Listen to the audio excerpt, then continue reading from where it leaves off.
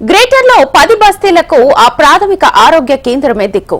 చిన్న చిన్న అనారోగ్య సమస్యలు తలెత్తితే ఆ ఆసుపత్రినే ఆశ్రయిస్తుంటారు రోగులు. దాదాపు రోజుకు 50 నుంచి 100 మందికి వైద్య సేవలు అందిస్తోంది.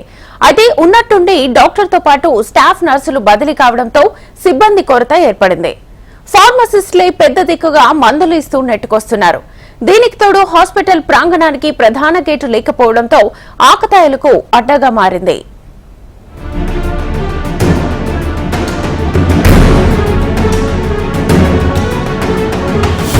వందల మందికి ఆరోగ్యాన్ని అందించాల్సిన పట్టణ ప్రాథమిక ఆరోగ్య కేంద్రం సమస్యలతో సతమతమవుతోంది. ఒకవైపు సిబ్బంది కొరత వేధిస్తుండగా మరోవైపు ప్రహారీకి గేటు లేకపోవడంతో ఆకతాయిలు మందుబాబులకు అడ్డగా మారింది. బంజారాహిల్స్ రోడ్ నెంబర్ 3లోని షాకత్ నగర్ బస్తీలో 2001లో పట్టణ ప్రాథమిక ఆరోగ్య కేంద్రం ప్రారంభమైంది. చుట్టుపక్కల ఉన్న 10కి పైగా బస్తీల ప్రజలకు వైద్య సేవలు అందిస్తోంది. ఈ ఆసుపత్రిలో అవసరమైన మౌలిక వసతులున్నాయి. తెలంగాణ డయాగ్నోస్టిక్స్ సైతం ఇక్కడ అందుబాటులో ఉంది. ఆసుపత్రి ఓపీలో రోజుకు దాదాపు 100 మంది రోగులు సేవలు పొందుతుంటారు. అయితే వైద్య విభాగంలో ఇటీవల జరిగిన డిప్యూటేషన్స్ తో వైద్యులు, నర్సులు ఇతర ప్రాంతాలకు బదిలీ కావడంతో సిబ్బంది కొరత ఏర్పడింది. యూపీఎస్సీ షౌకత్ నగర్ ఇక్కడ డాక్టరు లేరు, ఒక స్వీపర్ లేరు, అటెండర్ లేరు. మాకు కొంచెం ఇబ్బంది అవుతుంది.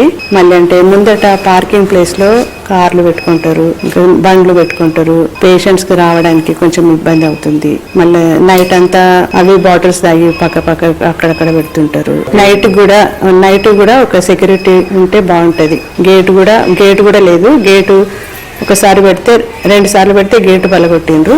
ఆసుపత్రికి డిప్యూటేషన్ పై వచ్చిన వైద్యుడు ఇటీవలి బదిలీలో మరో చోటుకు వెళ్లారు.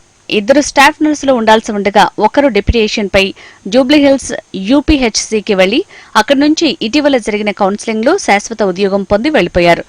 మరో స్టాఫ్ నర్స్ కి సైతం శాశ్వత ఉద్యోగం లభించింది. దీంతో ఆసుపత్రికి వచ్చే రోగులకు ఫార్మసిస్ట్ మందులు, మాత్రలు ఇస్తున్నారు. ఆసుపత్రికి వచ్చే రోగులకు ఫార్మసిస్టే దిక్కవుతున్నారు. కాపలాదారు, సహాయకుడు, స్వీపర్ లేరు. ప్రస్తుతం ఆసుపత్రిలో 7 వైద్య సిబ్బంది మాత్రమే విధులు నిర్వర్తిస్తున్నారు.